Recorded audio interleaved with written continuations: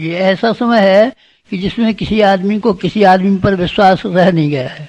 आतंक का वातावरण चारों ओर घिरा हुआ पड़ा है। सड़क पर आप निकलते हैं, मालूम नहीं कि आपके साथ में पड़ोस में चलने वाला जो व्यक्ति है चाकू आपको भौंक करके और आपकी घड़ी नहीं छीन ले जाएगा, इसका क्या विश्वास है। इंसान का चाल चलन और इंसान का विचार इतना गंदा और इतना घटिया हो गया है कि अगर स्थिति यही बनी रही तो कोई किसी पर विश्वास नहीं करेगा। न भाई भाई पर विश्वास करेगा, न स्त्री पुरुष पर विश्वास करेगी, न पुरुष स्त्री पर विश्वास करेगा, न बाप बेटे पर विश्वास करेगा, न बेटा बाप पर विश्वास करेगा। ऐसा गंदा, ऐसा घटिया, ऐसा वाहियात समय है। और ये इसलिए भी घटिया वाहियात समय है कि नेचर नाराज हमसे हो गई है, प्रकृति ही हमसे नाराज हो गई है। पानी बरसाने में कहीं उसकी मौज आती है तो अंधाधुंध बरसा देती है, कहीं उसकी मौज आती है तो चाहे जितना सूखा सूखा पड़ता हुआ चला जाता है। कहीं मौसम का ठिकाना नहीं, मौसम पे पानी बरसेगा कि नहीं कोई नहीं कह सकता। और ठंड के समय पर ठंड पड़ेगी, गर्मी के समय पर गर्मी पड़ेगी, कोई नहीं कह सकता। भूकंप कब आ जाएंगे कोई नहीं कह सकता। ज्वालामुखी कब फटने लगेंगे कोई नहीं कह सकता। बाढ़ कब आ जाएंगी इसका कोई ठिकाना नहीं है। नेचर हमसे बिल्कुल नाराज हो गई है, इसलिए उसने अपना ठीक तरीके से काम करना बंद कर दिया है। ये ऐसा भयंकर समय है। ऐसे भयंकर समय में क्या आपके लिए कोई जिम्मेदारियां नहीं है? क्या कोई आपके कर्तव्य नहीं है? क्या आपके अंदर भावनाएं नहीं है? क्या आप भावना शून्य हो गए हैं? क्या आपका हृदय पत्थर का लोहे का हो गया है? नहीं, मेरा ख्याल है कि सब आदमियों का ऐसा नहीं हुआ होगा। ज़्यादातर लोगों का तो ऐसा ही हो गया है कि ये घटते घटते जानवर की तरीके से बनते जाते हैं। हमें आपसे ये उम्मीद है कि ऐसे भयंकर समय में अपना सारा वक्त केवल पेट पालने के लिए और संतान पैदा करने के लिए खर्च नहीं करेंगे।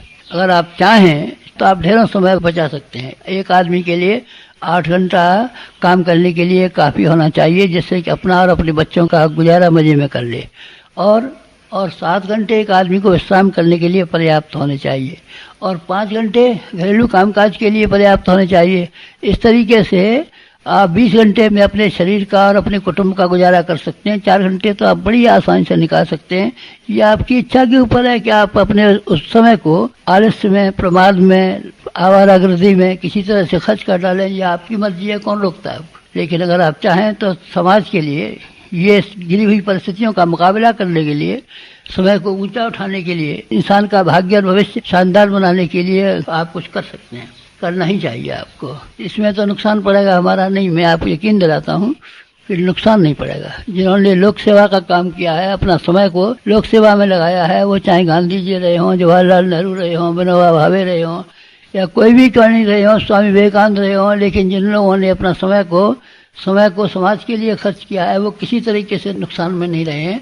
वो ऊंचे उठे हैं, आगे बढ़े हैं, और हजारों आदमियों को ऊंचा उठाया है और आगे बढ़ाया है, और स्वयं भी नफे में रहे। स्वयं नुकसान में रहे। क्या नुकसान रहे आप बताइए ना, किसी एक का नाम बताइए। गांधी जी ने वकालत की होती तो वकालत में कितना कमा लेते, लेकिन जब उन्होंने अपना समय सेवा में लगा दिया, सेवा के कार्य में अपना खर्च करने लगे, तो आप बताइए क्या कमी रह गई उनके पास।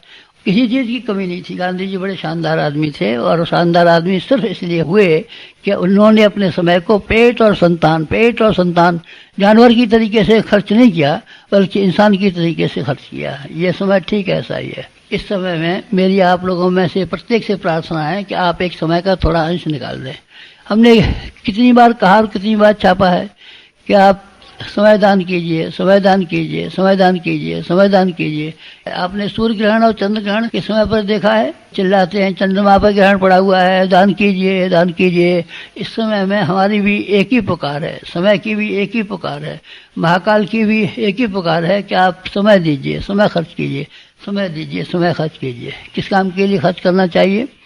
आपको इस काम के लिए खर्च करना चाहिए कि लोगों के दिमाग और लोगों के विचारों को आप ठीक कर सकें। अगर विचारशीलता और दूरदर्शिता, विवेकशीलता लोगों के अंदर आई होती तो दुनिया खुशहाल रही होती। इंसान नहीं रहा होता, देवता हो गया होता, और ज़मीन का वातावरण स्वर्ग जैसा हो गया होता। पर विचारशीलता कहाँ है, समझदारी कहाँ है? हमको समझदारी आदमी के अंदर बढ़ानी चाहिए। अगर समझदारी बढ़ेगी तो आदमी के अंदर ईमानदारी बढ़ेगी, ईमानदारी बढ़ेगी तो आदमी के अंदर जिम्मेदारी बढ़ेगी, जिम्मेदारी बढ़ेगी तो आदमी के अंदर बहादुरी बढ़ेगी। चारों ही चीज़ें एक साथ जुड़ी हुई हैं, इसलिए समझदारी इसका मूल है, और ईमानदारी, जिम्मेदारी और बहादुरी ये उसके पत्ते हैं, डालियां हैं, फल और फूल हैं। इसलिए हमको समझदारी बढ़ाने के लिए लोगों की जी और जान से कोशिश करनी चाहिए। आप लोगों से भी मेरी यही प्रार्थना है कि लोगों की समझदारी बढ़ाने के लिए अपने समय का जितना अंश आप लगा सकते हो उतना अंश लगाएं। ओम शांति। अंधकार कितना ही हो पर सूरज कभी